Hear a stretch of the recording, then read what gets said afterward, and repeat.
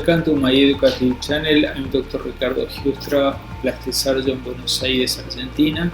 I specialize in blepharoplasty and also in facial rejuvenation, minimal invasive facial rejuvenation, minimal invasive blepharoplasty.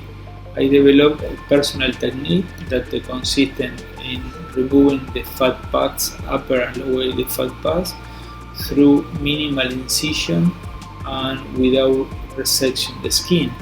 Today I'm going to present this patient that have a lot of fat pads in the lower eyelid like this, and in the upper eyelid like that. The conventional blepharoplasty make a big resection of the skin in the upper eyelid, and from this resection sometimes resect the auricularis muscle and remove the fat part of the upper eyelid. And in the lower eyelid, generally they perform an incision here, remove the skin, and open the auricularis muscle and resect this fat part.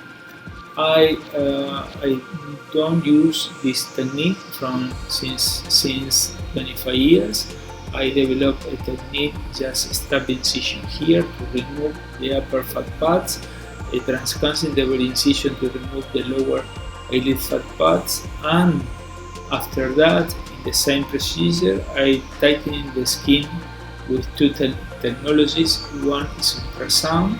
Ultrasound don't leave scabs and is immediately recovery, and the carbon dioxide laser is much better to tighten in the skin, but sometimes left scabs 7, 8, 9 days, and sometimes the erythema lasts almost 1 month, depend on the degree of the aging and wrinkle of the skin.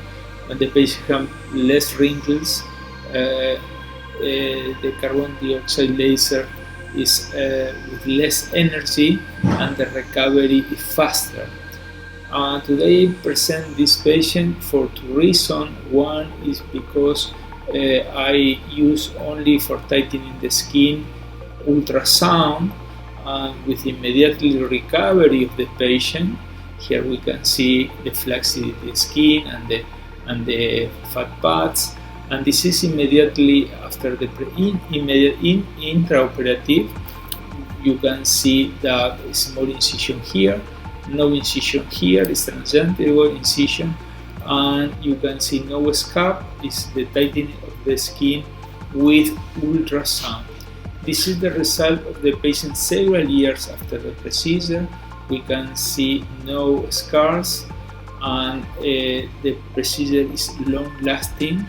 And if the patient can improve the patient, the skin of the patient, the full skin of the patient, getting elder, more wrinkles after several years, but the result of the upper and lower eyelid have a long-lasting result. If the patient I can improve a little more, I can do a carbon dioxide laser treatment.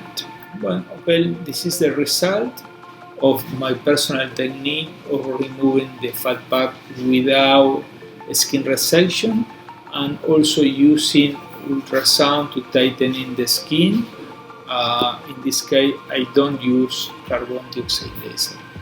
The carbon dioxide laser produces much better tightening the skin, but the time of the recovery is nearly 7-10 days. But with ultrasound tightening, the patient can go to work in 2-3 days after the procedure, because my personal technique, less edema, less hematoma, no scar, and faster recovery. I hope you learn with this presentation.